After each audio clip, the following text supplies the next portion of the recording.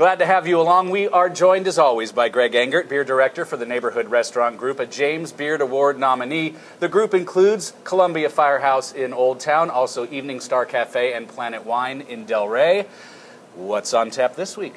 So this week I thought it'd be great. This is the season for wet and fresh hop ales.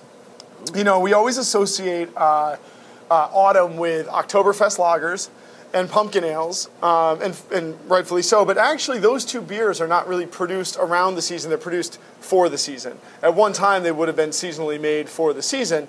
But nowadays, due to technological advances and ingredient availability, we're seeing, of course, Oktoberfest and pumpkin ales coming out in midsummer. So they're more artificially seasonal today than they once were.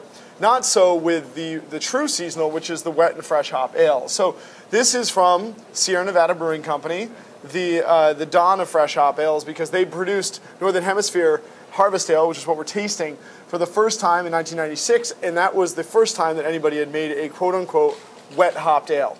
So what this means is that each year in the Northern Hemisphere, and for us, specifically in the Pacific Northwest, Washington State, Oregon, and even Idaho, we have the annual harvest of our hops, and it happens typically at the end of August and into September.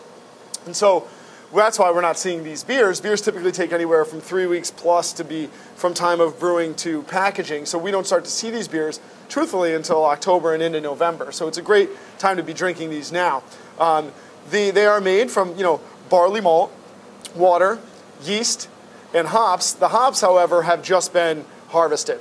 And there's a little distinction between wet and fresh hop. So wet hops are literally pulled from the hop vine, and rather than being dried, within 24 hours, they are shipped and added directly to the beer. Fresh hops are dried once they're pulled from the vine, but they still go into the beer within about a week typically. And the drying aspect is important because due to the moisture content of the hops, if after 24 hours you haven't dried them, they will indeed start to rot themselves. So you have to either dry them or use them within a day. And then once you dry them, you can still use them within a week, and that's called fresh hop. The cool thing about wet and fresh hops is that their bitterness is stymied. They're much mellower as far as the amount of bitterness that they have, largely due to just the content of water in them. Also, when you dry and store hops, which is what you do to utilize them throughout the year, they tend to oxidize a bit, and they tend to pick up bitterness. The other thing you see is that no matter what kind of hop it is, whether it's a really fruit-forward hop like Centennial, which is a big part of this beer, or a really piney hop like Columbus, when they're fresh or wet, they're really delicately bitter, but they're also really fragrantly floral and kind of grassy. And so you get a whole different kind of experience in these beers. So Sierra Nevada since '96 has been doing this, and what they do is they literally FedEx hops right off the vine from Yakima Valley in eastern Washington. The brewers are already getting the beer going. They come in time, and they get dumped right into the kettle. In this case, they're bittering the beer, so adding the hops early on in the boil, which is going to bring out more of the bitterness with Centennial hops. And then towards the end of the boil, they're adding more Centennials as well as Cascade hops, which is the classic Sierra Nevada Pale Ale hop. The later the boil addition, the more aroma is gonna ensue, I should say. So you get a really cool balance of bitterness to aromatic hoppiness. The one last thing I'll say about this before we taste it is that even by observing the beer, you see it's got a little bit of darkness to it. It's kind of a dark gold color, which tells us it's going to have a little bit more malt richness to it. It's not super bitter, it's not super dry, and there is a malty backbone that kind of completes the whole flavor experience.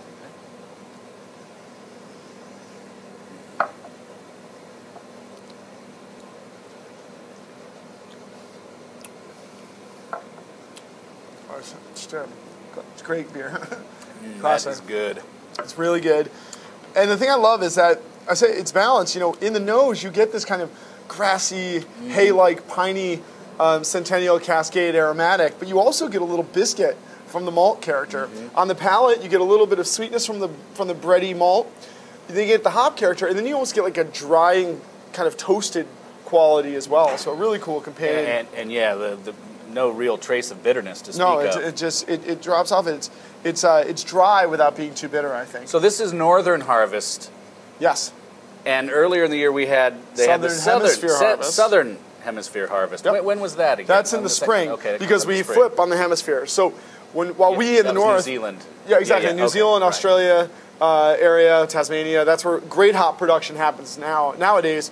They harvest their hops late winter, early spring. We do ours late summer, early fall.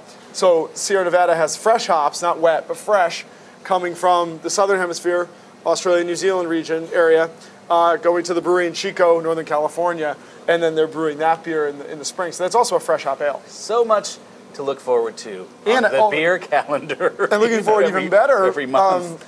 We should be seeing momentarily, actually, we're going to be seeing Sierra Nevada Celebration Ale, which is really cool because Sierra Nevada Celebration, very similar to this, in fact. One difference with Sierra Celebration is they use a lot of Chinook hops for bitterness. Chinook, a little bit more intensely bitter, and it's got this great kind of herbal, leafy, almost tobacco-like quality. So Celebration's a little bit more intensely bitter, a little bit more herbaceous on the palate. Otherwise quite similar. And what a lot of people don't realize, or at least didn't for a long time, is that Celebration is also a fresh hop ale. Because they're brewing that beer oftentimes within a week from when they've gotten these freshly harvested hops, so that they come out in late autumn, early winter. And what's funny is that Celebration's probably been fresh hop for a very long time. It's just that it was never noted as such until it kind of mattered, because nowadays people are looking for fresh hop ale. So when you see a bottle of Celebration on the shelves now, you'll notice that it says fresh hop ale on it. It's kind of a great thing to it's great marketing. It indicates that it is what it always has been, and that's a fresh hop ale. And with Sierra Nevada, we're always talking whole cone for everything they do, whether it's fresh.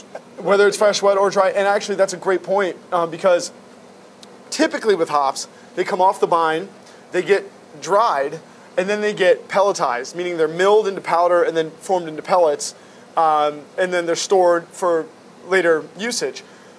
With all wet and fresh hops, they're only whole cones, because there's no time to pelletize them. So Sierra, it's whole cones always, but even for breweries that only use pellets most of the year, if they're making a wet or a fresh hop ale, they also are utilizing whole cone hops. Now, this is not as bitter as some super hoppy beers, of course, so easier to pair with food. And actually, I just had one of these the other day with a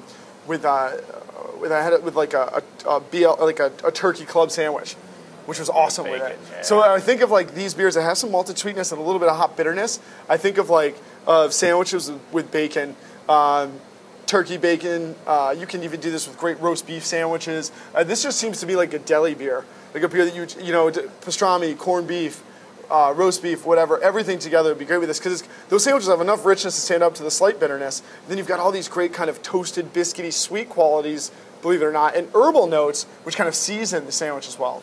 Will we see this in bottles in the D.C. area? Because I know we saw the southern. Yeah, they're out right now, and they're in these kind of cool 24-ounce bottles, which is a good amount. Yeah. Very good. We have a quick question from Jeff Bradley, a Beer of the Week viewer, who just had a question about beer prices when you move around the country. And I'm not remembering exactly what city he had, or the exact price examples, but he was asking, for example, in Austin, Texas, a pint of beer, your favorite brew pub might be $3 or $4. Here it might be $5 or $6. Why do prices vary so much depending on the region you're in? Well, I think speaking from a publican's perspective, so I'm not going to speak as much to what taxes the breweries incur as much, but I will say from the other side, from the retail perspective, certain states have different, certainly tax alcohol differently. Okay, certain counties within states, like Montgomery County and Maryland, tax alcohol differently, and so that can always add some cost to the beer, just based on how the state handles their alcohol taxation versus others. So that can change things a little bit. That's just one portion of it. A lot of it has to do with where the beer is coming from. So if I'm getting beer shipped to a distributor from the West Coast to the East Coast, it's necessarily going to cost more than if I was buying that same beer locally there, and that's just a fact of life. So it's not strange to see like Firestone Walker, for instance, costing way more here in D.C. Or on the East Coast generally than it would in Paso Robles, California. So take into account the laws of the state where the beer is being served, take in the distance the beer has traveled, whether from overseas or across the country. Understand that there is a three-tier system anyways. And so that beer is getting brewed, it's getting passed to a distributor, and then on to a retailer. So it's going to be picking up more pricing, more costing along the way. And that certain distributors are going to tack on a higher percentage increase than others will in their turning the beer around to sell it. So there's that also to think about. And then on a more local level, it has to do with what it costs to operate your business. Cities, typically like Washington, D.C., New York, San Francisco, rent can be astronomically high, as can permits for running your business, as can upkeep of the business. It can be much more expensive to run the business in certain areas than others. And so oftentimes beer, you have to make up for that difference by charging more for certain products. So that's another possible difference that you will oftentimes see. All right, Jeff, thank you very much for the question. If you have a question for Greg, email us at beeroftheweek@WTOP.com. Greg, we appreciate your time as always. Thank you. Everyone, please do always drink responsibly, and be sure to bring your thirst next time for another Beer of the Week.